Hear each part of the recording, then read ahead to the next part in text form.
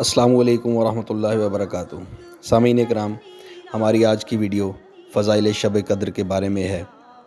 ایک حدیث کا مفہوم ہے، نبی کریم صلی اللہ علیہ وآلہ وسلم نے ارشاد فرمایا، جو شخص لیلۃ القدر میں ایمان کے ساتھ اور ثواب کی نیت سے عبادت کے لیے کھڑا ہو، اس کے پچھلے تمام گناہ معاف کر دیے جاتے ہیں۔ شب قدر کے فضائل، اہمیت اور کون سے اعمال شب قدر میں کرنے چاہیے، اس کے لیے مفتی تقی عثمانی صاحب کا ایک مختصر بیان پیش خدمت ہے، سماعت فرمائیے۔ کریم سرورت عالم صلی اللہ علیہ وسلم نے خطبہ دیا اور اس میں فرمایا کہ میں نے دیکھا ہے کہ صحابہ کرام کے خواب سب کے سب ایک بات پر متفق ہیں، وہ یہ کہ طاق راتوں میں ہے، طاق راتوں میں ہے، سب کے خواب اسی پر متفق ہو گئے۔ اور مجھے بھی اللہ تبارک و تعالیٰ نے یہ علم عطا فرما دیا کہ طاق راتوں میں، لہذا اب تم طاق راتوں میں شمار کرو، وہ تلاش کرو، 21، 25، 23، 25، 27، 29، اس میں تلاش کرو۔ خواب کی وجہ سے نہیں، یاد رکھو، خواب کوئی شریعت میں حجت نہیں ہوتا، خواب سے کوئی شرعی مسئلہ ثابت نہیں ہوتا، اور جو لوگ خوابوں کی کشف کی بنیاد پر کوئی فیصلے کرتے ہیں وہ دھوکہ دیتے ہیں۔ حقیقت میں اس کے اوپر کوئی حجت، کوئی شریعت کا فیصلہ دار و مدار اس کا خواب پر، کشف پر نہیں ہوا کرتا۔ لیکن رسول کریم صلی اللہ علیہ وسلم جب تصدیق فرما دی کہ ہاں وہ یہ ہوگی شب قدر، کاہے میں ہوگی؟ طاق راتوں میں۔ اور پھر رسول کریم صلی اللہ علیہ وسلم نے اپنا خواب بیان فرمایا۔ صحابہ کرام کا خواب تو حجت نہیں تھا، لیکن نبی کا خواب حجت ہوتا ہے۔ اپنا خواب بیان فرمایا کہ میں نے خواب میں یہ دیکھا ہے، مجھے یہ بتایا گیا ہے کہ جس رات شب قدر آئے گی اس سال، یعنی اس سال جس سال آپ یہ بات کر رہے ہیں، جس رات شب قدر آئے گی اس وقت اے میرے پیغمبر صلی اللہ علیہ وسلم، تم اس روز پانی اور کیچڑ میں سجدہ کرو گے۔ یہ صبح آپ نے اعلان فرمایا کہ جس رات شب قدر ہوگی اس رات تم پانی اور کیچڑ میں سجدہ کرو گے۔ کیا مانا؟ بارش ہوگی، کیچڑ ہو جائے گا مسجد کے اندر اور تم اس میں سجدہ کر رہے ہوگے۔ یہ صبح کا وقت ہے 20 تاریخ کا، 20ویں رمضان کا، اس وقت آپ نے اعلان فرمایا۔ صحابہ کرام فرماتے ہیں پورا آسمان صاف پڑا ہوا تھا، کوئی بدلی کا ٹکڑا بھی نہیں تھا۔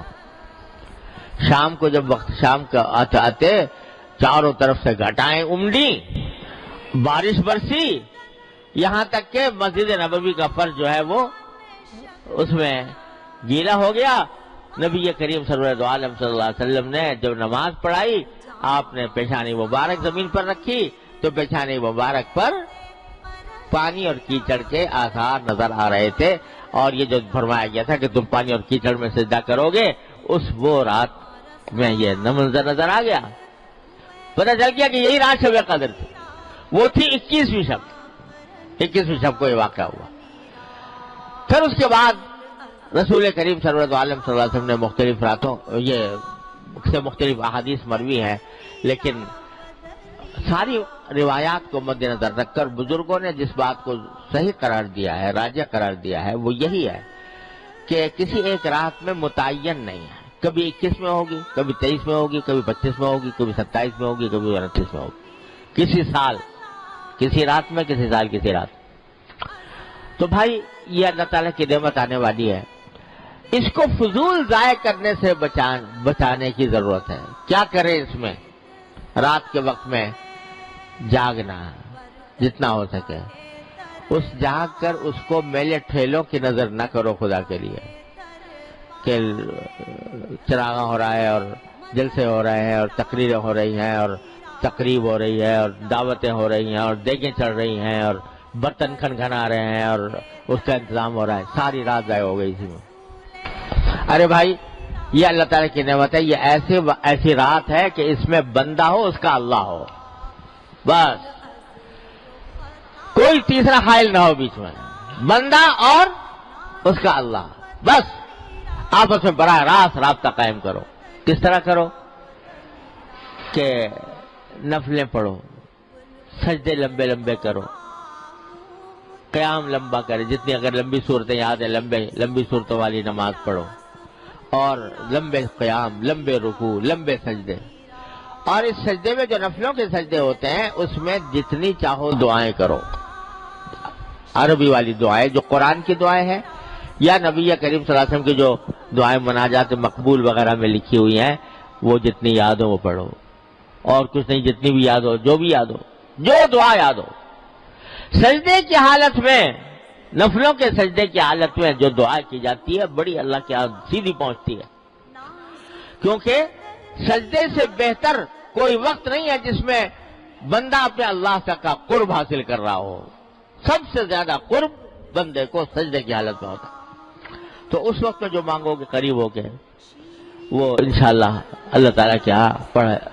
اور قرآنی دعائیں ہیں, لوگوں کو کچھ, ہر مسلمان کو کچھ نہ کچھ یاد ہوتی ہیں, ربنا آتنا فی الدنیا حسنہ, اور کچھ نہیں تو, اور رب اغفر وارحم وانت خیر الراحمین وغیرہ وغیرہ. تو وہ دعائیں بھی کرتے رہو, لمبے قیام, لمبے رکوع, لمبے سجدے جتنے بھی ہو جائیں. اور جتنے نفلیں زیادہ, سب سے افضل کام تو یہ ہے نفلیں پڑھنا. اور اگر چاہو تو تلاوت, قرآن کریم کی تلاوت, کیونکہ لمبا قیام نہیں کیا جا رہا, زیادہ لمبی صورتیں یاد نہیں ہے, حفظ نہیں ہے, تو لمبا قیام کیسے کریں؟ تو جتنا قیام اور رکوع سجدہ کر لو, اس کے بعد پھر قرآن کریم کی تلاوت, اس میں لگ وقت. سارے ذکر اذکار میں سب سے زیادہ افضل ذکر قرآن کریم کی تلاوت, اس سے زیادہ افضل کچھ نہیں. ایک ایک حرف پر 10 نیکیاں, ایک ایک حرف کے تلاوت پر 10 نیکیاں. اور رمضان میں 70 بڑھا دو اس کو تو کتنی 700 ہو گئی. اور پھر شب قدر میں اللہ اکبر, اس کی کوئی حساب ہی نہیں, کوئی گنتی نہیں, خیر من الف شہر. تو اس واسطے تلاوت جتنی ہو سکے وہ پڑھو. اور تیسرا کام یہ بھائی دعائیں مانگو, دعا مانگو, اپنے پروردگار سے لپٹ جاؤ, لپٹ کے دعائیں مانگو, مچل کے مانگو. ہر حاجت اپنی اللہ کے سامنے پیش کرو. اور وہ کریم کی بارگاہ ایسی ہے کہ ہر مانگنے پر, ہر دعا پر بھی تمہارے لیے نیکی لکھی جا رہی ہے. جو مانگ رہا ہے وہ ملے یا نہ ملے, لیکن جو دعا مانگی, ہر دعا عبادت, ہر دعا نیکی. چاہے اپنے دنیاوی مقاصد کے لیے مانگ رہے ہو, یا اللہ مجھے صحت دے دے, یا اللہ میرا قرضہ ادا ہو جائے, یا اللہ میرا مکان بن جائے, یا اللہ مجھے سواری اچھی مل جائے, یا اللہ میری اولاد کو ترقی ہو جائے, یا اللہ مجھے روزگار میں, یہ ساری دعائیں جو کر رہے ہو, ہر دعا عبادت, ہر دعا نیکی. تو دعاؤں کی کثرت. اور ہم اور آپ کیا مانگیں گے دعائیں؟ مانگنا بھی نہیں آتا ہے. مانگنا آتا ہے اللہ میاں سے کس طرح مانگنا چاہیے, مانگنا بھی نہیں آتا. وہ مانگنا بھی سکھا گئے نبی کریم سرور دو عالم صلی اللہ علیہ وسلم, وہ بھی وہی سکھا گئے. تو اس کی آپ کی مانگی ہوئی دعائیں, مناجات مقبول, الحزب العظم, اور پتہ نہیں کتنی کتابیں چھپی ہوئی ہیں جس میں رسول کریم سرور دو عالم صلی اللہ علیہ وسلم کی مانگی ہوئی دعائیں ہیں. وہ ایسی دعائیں ہیں کہ ہمارے آپ کے تصور میں بھی نہیں آ سکتی تھی, جو سرکار دو عالم صلی اللہ علیہ وسلم سکھا گئے. دنیا اور آخرت کی کوئی بھلائی ایسی نہیں ہے جو آپ نے مانگ نہ لی ہو. ہم نے, ہمارے تصور میں بھی نہیں آ سکتی تھی جو سرکار دو عالم صلی اللہ علیہ وسلم نے ہمیں مانگ کے بتا دی. یہاں تک مانگ لیا اللہ میں نے, حضور اقدس صلی اللہ علیہ وسلم نے, کہ یا اللہ خشکی میں, سمندر میں آپ کا کوئی بندہ, کوئی بندی جو بھی کوئی دعا مانگ رہا ہو, جو چیز اچھی اس نے مانگی ہو, اے اللہ میں بھی اس کا محتاج ہوں, وہ مجھے بھی دے دے, وہ بھی مجھے دے دے. اس سے زیادہ اور کیا مانگے گا کوئی آدمی؟ یہ بھی مانگ کے بتا دیا کہ یا اللہ آپ کے نبی کریم صلی اللہ علیہ وسلم نے جتنی دعائیں مانگی, جتنے کام, جتنی اچھائیاں مانگی, یا اللہ وہ سب میں مجھے دے دے. جتنی برائیوں سے نبی کریم صلی اللہ علیہ وسلم نے پناہ مانگی, اے اللہ میں ان سب کی پناہ میں آپ کی پناہ مانگتا ہوں, اس سے وہ دے دے. کوئی گوشہ چھوڑا نہیں، دنیا و آخرت کی بھلائی کا کوئی گوشہ چھوڑا نہیں جو آپ نے مانگا نہ ہو. لہذا وہ دعائیں مانگیں، مناجات مقبول کے نام سے چھپی ہوئی ہے کتاب، اور حضور اقدس صلی اللہ علیہ وسلم کی مانگی ہوئی دعاؤں کی اور بھی کتابیں ہیں، حزب الاعظم بھی ہے، پتہ نہیں کیا کیا ہے. تو وہ اس میں یہ 3 کام ہیں کرنے کے. اور چلتے پھرتے اٹھتے بیٹھتے بہرحال انسان کی ضرورت ہے، کبھی اٹھتا ہے کبھی بیٹھتا ہے کبھی، تو چلتے پھرتے اٹھتے بیٹھتے کلمہ، تیسرا کلمہ سبحان اللہ والحمد للہ ولا الہ الا اللہ واللہ اکبر وللہ الحمد، یہ کل چلتے پھرتے زبان پہ ہو. یہ 4 کام ہیں، اس میں گزار دیں رات، نفلیں، تلاوت، دعا اور چلتے پھرتے اٹھتے بیٹھتے ذکر اللہ تبارک و تعالیٰ کا. اللہ تبارک و تعالیٰ اس طرح اگر رات گزار لی تو امید ہے اللہ کا شکر. کیا امید ہے؟ کہ اگر 1000 مہینے تک راتیں اس طرح گزاری ہوتی تو اس سے بھی کہیں زیادہ فضیلت اور اس سے بھی زیادہ کہیں اجر اور فائدہ حاصل ہوگا اس ایک رات میں. تو چلو بھائی پتہ نہیں ہے کون سی ہے، تو 5 ہی تو راتیں ہیں نا، 21، 23، 25، 27 اور 29. ان 5 راتوں کو اس طرح گزارنے کی کوشش کر لیں. اللہ تبارک، جو لوگ ماشاءاللہ اعتکاف کی نیت میں کیے ہوئے ہیں، اعتکاف کر رہے ہیں، انشاءاللہ ان کے لیے تو بہت ہی عظیم فضیلت ہے کہ سارا وقت ان کا عبادت ہی میں گزرے گا. اگر فرض کرو سو بھی رہے ہوں اعتکاف کی حالت میں تو وہ بھی عبادت میں لکھا جائے گا کیونکہ اعتکاف میں ہے.